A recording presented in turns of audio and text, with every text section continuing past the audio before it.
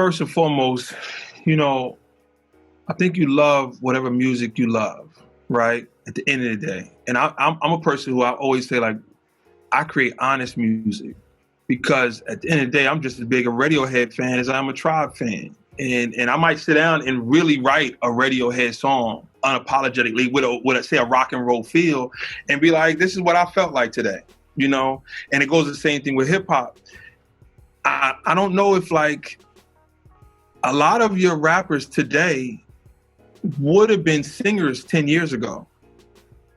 But yet they're like, yo, I love hip hop and I have the singing. So every once in a while we find a rapper and we're like, yo, they can sing too? And it's like, duh, you know. But I think what happened was back in the day, I remember my college days, if I date myself, when we first started blending hip hop and R&B together. And I remember as we were shopping it or playing it, like, you know, there'll be like some little hip hop convention, we play the records. I remember the A&R saying, nah, the world ain't ready for that yet. Like, you can't blend those two together. And why not? You know what I'm saying? It's like, you know, if I love R&B and I love hip hop, why can't I love both of them together? Neo Soul, I think I said this in a previous interview with you guys before. When you look at D'Angelo, look at Jill Scott, look at Music Soul Child, look at myself, look at Erykah Badu, they hip hop kids that did soul music. That's really, Let's Take a Long Walk, Brown Sugar, all that stuff was literally songs that you really could have rhymed to.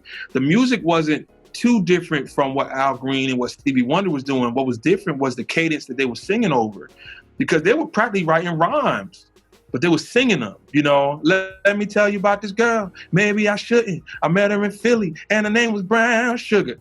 Yo, he rhyming. He's a De La Soul fan, you know what I'm saying? So he showed it in his soulful approach. So then, of course, now rock and roll cats are doing it with Limp Bizkit and this and that. At the end of the day, they like unapologetically love what you're gonna love. So at the same time, if there's an artist that really has a affinity for classical music or country music, I mean, one of the biggest records of last year with Lil Nas X. The beat wasn't necessarily country, but that hook was, I won't take my, no. You know what I mean? It's like, so I think at the end of the day, sure, there's some problems when you blur the lines from a business standpoint because they want to be able to aim at a demographic, right?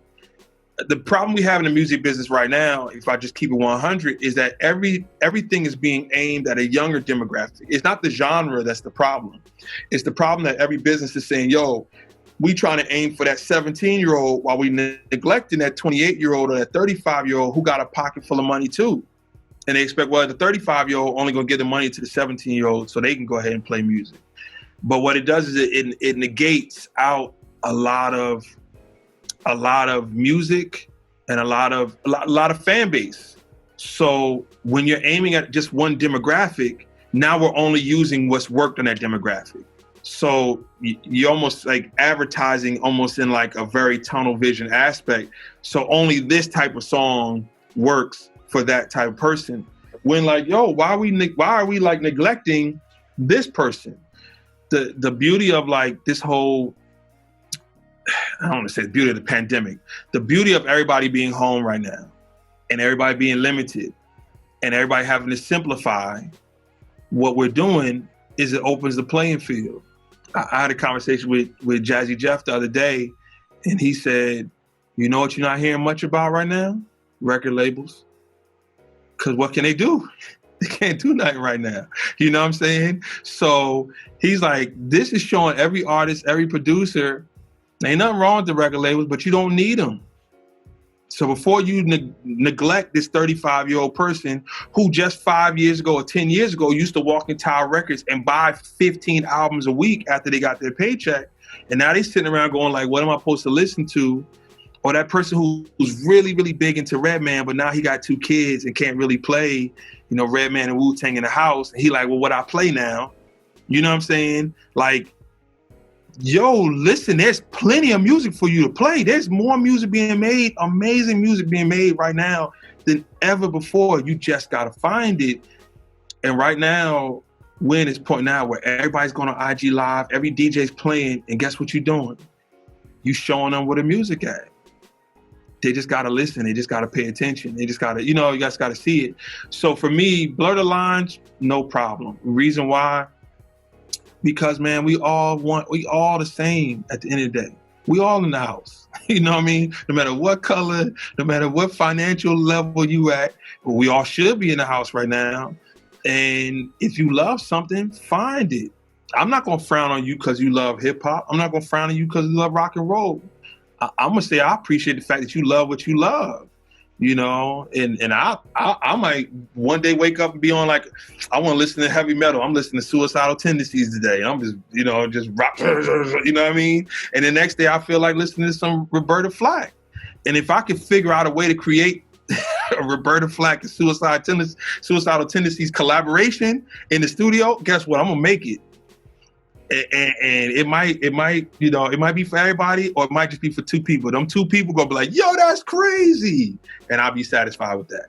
And every once in a while, you gotta throw sugar in an ingredients that people wouldn't expect sugar to be in, right? You know what I'm saying? Or you throw this Jamaican spice on this Italian meal. It sounds crazy. Well, man, you know what? While I got my big restaurant and I got, feeding 200 people at my restaurant, I got to really be careful. But now guess what? I got to close my restaurant down. So now I'm in the crib in my kitchen. I might just throw this little Jamaican spices on this spaghetti real quick just to see what's going on. You know what I mean? And guess what? How you think French fries was made? How you think, like everything that you go, wow, that's crazy. How do you think it was made? How you think rock and roll was made? When Little Richard sat at the piano and tried to do something different. Like, how was it made? Because they did something that somebody said, nah, B, don't do that. Why not? Let's do it. You know what I mean? Let's do it. Let's make something special.